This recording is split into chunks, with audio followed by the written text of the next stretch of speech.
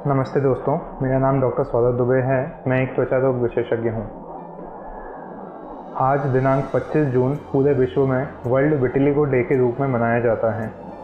Vitiligo, जिसे leucoderma या फिर सफ़ेद दाग की बीमारी के नाम से भी जाना जाता है, यह पूरे विश्व में लगभग 1% आबादी में मिलता है, लेकिन भारत में यह कई गुना ज़्यादा 6 से 8% आबादी में पाया जाता है। सफ़ेद दाग की बीमारी कई भ्रांतियों के साथ जुड़ी हुई है, इसलिए इसमें मरीज़ के उपचार के साथ साथ इन भ्रांतियों के बारे में उसको जागरूक और जनता को जागरूक करने की भी आवश्यकता है। वर्ल्ड विटिलिगो के दिन सभी त्वचा रोग विशेषज्ञ एवं इस बीमारी से जुड़े हुए सामाजिक कार्यकर्ता सभी लोगों को इस बीमारी और इसके साथ जुड़ी हुई भ्रांतियों के बारे में अवगत कराने एवं उनको जागरूक करने का काम करते हैं। तो आज हम इस बीमारी से जुड़े हुए कुछ तथ्यों और कुछ मिथकों के बारे में बात करेंगे। सबसे पहले विटिलिगो क्या है और ये कैसे होता है। विटिलिगो कोई बहुत ही असाध्य रोग नहीं है। यह, जैसे कि हम जानते हैं, हमारे पूरा शरीर कोशिकाओं से मिलकर बनता है। इसी तरह से हमारी जो त्वचा है उसमें हमें रंग देने वाली मेलेनोसाइट की नाम की सेल्स या फिर कोशिकाएं पाई जाती हैं। विटिलिगो केवल इन कोशिकाओं के किसी भी तरह से नष्ट होने की वजह से होता है। इसका कारण कुछ भी हो सकता है। ये क्यों होता है, इसका कोई सटीक कारण अभी तक प्रमाणित नहीं है।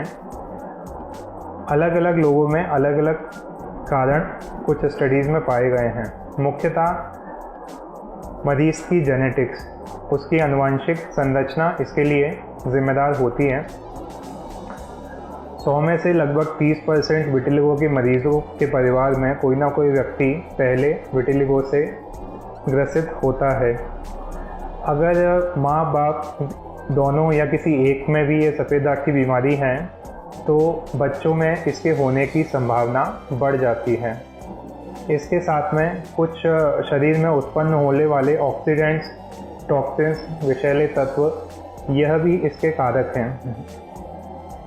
अन्य कारणों में पर्यावरण कारक मुख्य हैं, जिसमें तेज़ धूप, पॉल्यूशन आदि, टॉक्सिन्स, कॉस्मेटिक्स या कुछ केमिकल्स भी इसमें सम्मिलित हैं।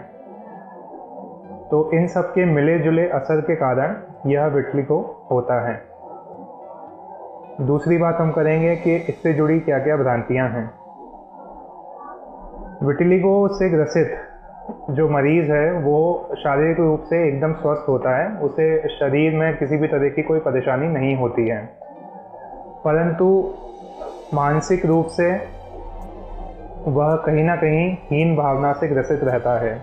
ख़ास तौर पर यदि यह विटिलिगो किसी बच्चे में या फिर कम उम्र के व्यक्ति में हो जाए तो उसके प्रति समाज का दृष्टिकोण सामान्य नहीं रहता है। स्कूल में बच्चे जो हैं उनसे बात नहीं करते हैं, उनको अलग थलग छोड़ देते हैं। इस वजह से उनका मानसिक विकास नहीं हो पाता है और कहीं ना कहीं वह पढ़ाई में भी पिछड़ जाते हैं। अगर घर की बेटी को विटिलिगो होता है तो माँ बाप की उनको शादी की चिंता सताने लगती है। कि विटिलिगो से जुड़ी एक ये भ्रांति भी है कि ये एक से दूसरे में फैलता है। पुराने समय में इसे श्वेत कुष्ठ के नाम से भी जानते थे। कुष्ठ रोग एक बैक्टीरियल इन्फेक्शन होता है जो कि एक से दूसरे में फैल सकता है, लेकिन विटिलिगो एक जेनेटिक डिजीज़ है, इसलिए ये एक से दूसरे में नहीं फैल सकती। इसके अलावा इसके ट्रीटमेंट से जुड़ी हुई भी कई सारी भ्रांतियां हैं। जैसे कुछ लोगों का ये मानना है कि ये एक असाध्य रोग है, इसलिए इसका इलाज संभव नहीं है, और कुछ लोगों का ये भी मानना है कि इलाज करने से यह समस्या कम होने की बजाय बढ़ जाती है। अब हम इसके उपचार के बारे में बात करते हैं।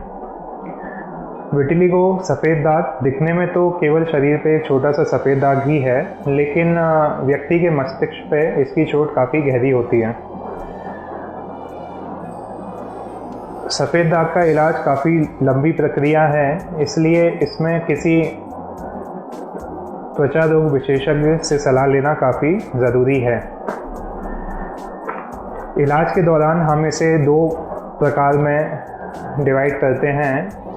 पहली जो प्रकार है इसे कहते हैं एक्टिव डिजीज़, एक्टिव विटिलिगो। इसमें शरीर पे चट्टे या तो संख्या में या फिर उसके क्षेत्रफल में बढ़ रहे होते हैं, तो इसे एक्टिव डिजीज़ बोलते हैं। इसके लिए हमें सिस्टेमिक खाने के स्टेरॉइड देने पड़ते हैं जो कि ज़रूरी हैं उसको कंट्रोल करने के लिए। इस स्टेरॉइड कोई सामान्य दवा नहीं है, इसलिए इसे केवल एक त्वचा रोग विशेषज्ञ की परामर्श के साथ ही लेना अनिवार्य है। दूसरा जो प्रकार है वो इनएक्टिव डिजीज़ है। इसमें ना तो चट्टे का साइज़ और ना ही उसका नंबर बढ़ता है, ये एक स्टेबल डिजीज़ हो जाती है। तो इसमें हम कई प्रकार की ट्रीटमेंट उपलब्ध हैं, जिसमें खाने की दवाइयाँ, लगाने के कुछ क्रीम्स या लोशंस, इसके अलावा UVA या UVB लाइट थेरेपी उपलब्ध है। लेज़र थेरेपी भी इसमें कारगर है, और यदि पेशेंट चाहे तो सर्जिकल ट्रीटमेंट्स भी उपलब्ध हैं। तो ये सब आज के समाज में इन सब से हम विटिलिगो पे काबू कर सकते हैं या फिर उसको कई हद तक ठीक कर सकते हैं। लेकिन एक तथ्य ये भी है कि कई सारे इलाज उपलब्ध होने के बाद भी कई लोगों में जिनमें ये बीमारी काफ़ी बढ़ जाती है या फिर शरीर के काफ़ी भाग को इन्वॉल्व कर लेती है, तो उनमें कई कोशिशों के बाद भी पूरी तरीके से ये ठीक नहीं हो पाता है। इसलिए मरीज़ को हमेशा ये ध्यान रखना चाहिए कि चट्टे की होने की शुरुआत में ही या फिर जब उसकी बीमारी की एक इनिशियल स्टेज हो, उसी समय में ट्रीटमेंट शुरू कर देना चाहिए, जिससे कि वो कम से कम फैले और उस पर हम जल्द से जल्द काबू पा पाएँ। अगर आपको इस वीडियो से कुछ भी नया सीखने को मिला हो तो कृपया इसे शेयर करें